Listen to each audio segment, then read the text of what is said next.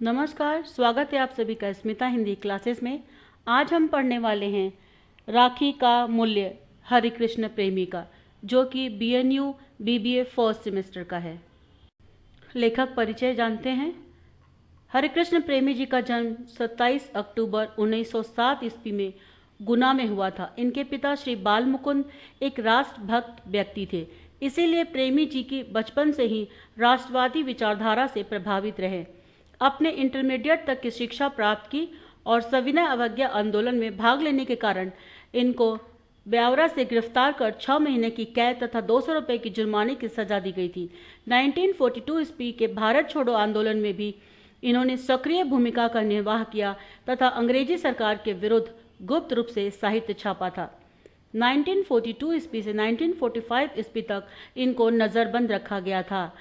आपने प्रेम और राष्ट्रीय भावनाओं से ओतप्रोत स्वर्ण विहान नामक साहित्य की रचना की। आपने राष्ट्रीयता की भावना से भरे हुए अनेक ऐतिहासिक रचनाओं नाटकों की रचना की थी। उदाहरण के लिए दीक्षा बंधन, शिव साधना, प्रतिशोध, आहुति, स्वप्नभंग, विषपान इत्यादि। इनके अतिरिक्त प्रेमी जी अनेक सामाजिक नाटक तथा एकांकी भी लिखे। आपके नाटकों की विषय वस्तु मुख्यतः मध्यकालीन है। इन नाटकों के माध्यम से आपने हिंदू मुस्लिम एकता का संदेश दिया है। इनके नाटकों में सर्वत्र राष्ट्र प्रेम और मानव प्रेम झलकता है। ये गांधी जी के दर्शन से विशेष रूप से प्रभावित थे। एकांकी का सारांश कुछ इस प्रकार है। प्रस्तुत पाठ राखी का मूल्य लेखक हरिकृष्ण प्रेमी जी के द्वारा लिखित एक एकांकी के माध्यम से रानी कर्णावती द्वारा हुमायूं को राखी भेजकर मदद मांगने की कथा का वर्णन किया गया है।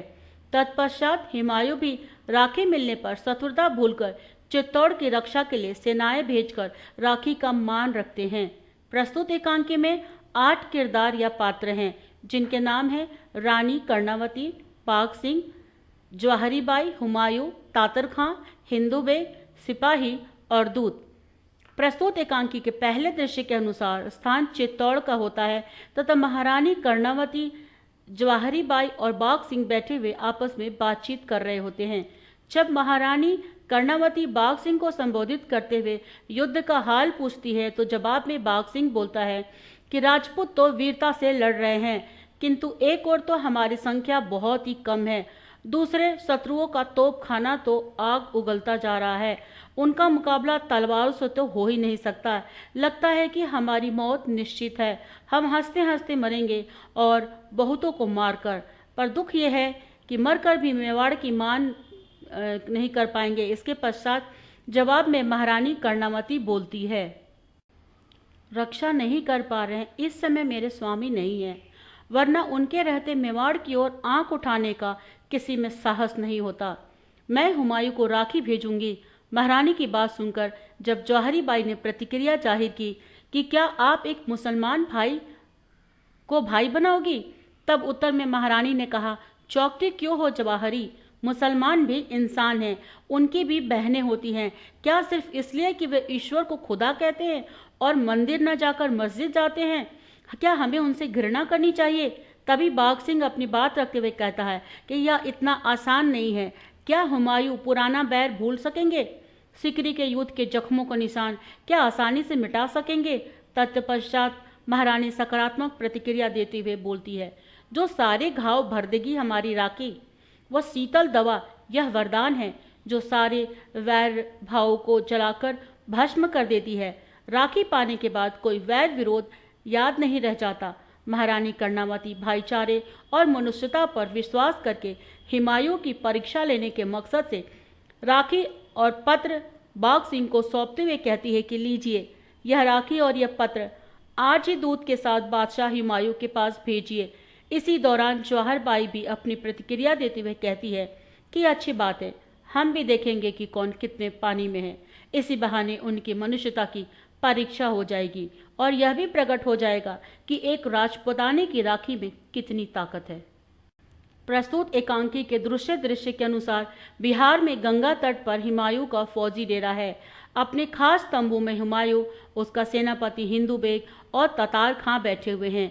एक पहरेदार का प्रवेश होता है और हुमायूं को संबोधित करते हुए द्वार का प्रवेश होता है और हुमायूं को संबोधित करते हुए बोलता है, जहांपना, हुमायूं, क्या है पहरेदार?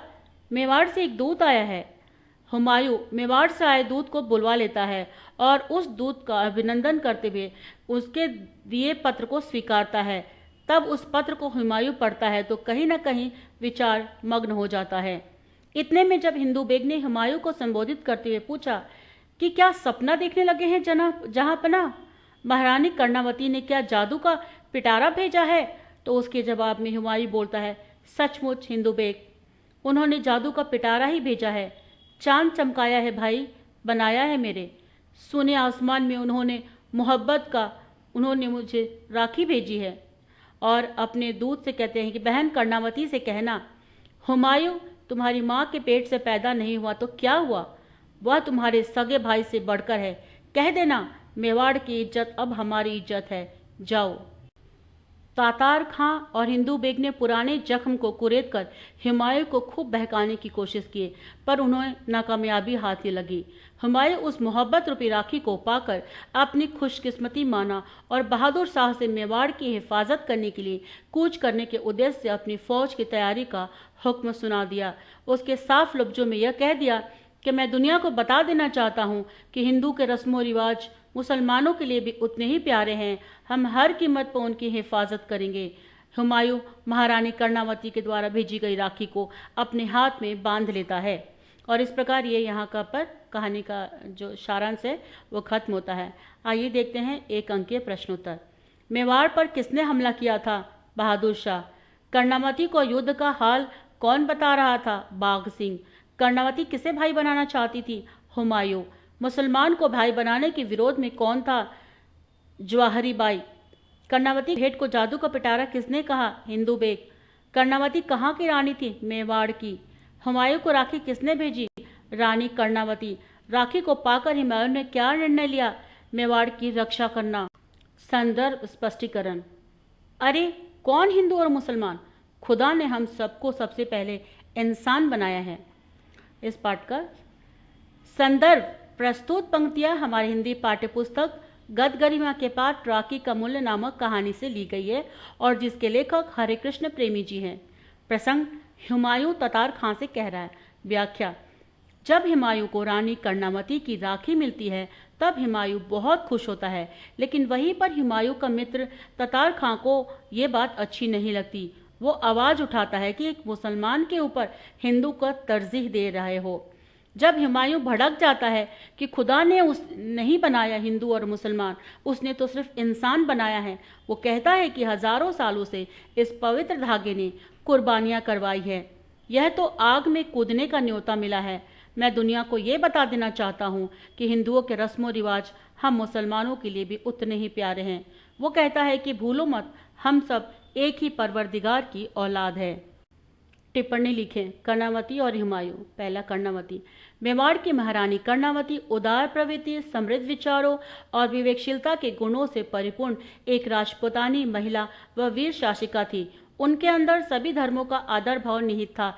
इसलिए जब उन्हें लगा कि बहादुर शाह का सामना करने में वे असमर्थ हैं, तो ऐसा उपाय किया कि मुगल बादशाह हुमायूं पूर्व की सारी शत्रुता भुलाकर मेवाड़ की रक्षा के लिए फौरन तत्पर हो गया। अपने सैनिकों को बहादुरी का पाठ पढ़ाना और उनमें जोश भरने का काम भी भली भांति करती है। कठिन समय में रानी ने सही निर्णय लिया और अपने राज्य को बचा पाने में वो सफल भी होती है। दूसरा है हुमायूं। हुमायूं के अंदर संवेदनशीलता का भाव भरा था, उसमें धार्मिक कट्टरता का अभाव था। हुमायूं हिंदुस्तान के सभी धर्मों की संस्कृतियों की दिल से इज्जत करता था।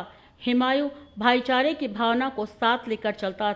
कहा जा सकता है कि हुमायूं एक उदार प्रवृत्ति का मुगल शासक था, जो शत्रुता के बावजूद भी महारानी कर्णावती की मदद करने के लिए तत्क्षण तैयार हो गया था। उसने महारानी कर्णावती के राखी का मान रखा। राखी पाकर इतना खुश होता है कि मेरे सुने हुए आसमान में उन्होंने मोहब्बत का चांद चमकाया, ऐसे अल्फाज कहता है। तो बच्चों, यहीं पर राखी का मूल एकांकी समाप्त होता है। अगर आपको ये वीडियो हेल्पफुल लगे, पसंद आए, तो प्लीज़ वीडियो को सब्सक्राइब, लाइक, कमेंट, शेयर करना ना भूलें। बेल आइकन दबा लें ताकि मेरे नए वीडियो आपको फ़ौरन पता चले। वीडियो देखने के लिए आपका धन्यवाद।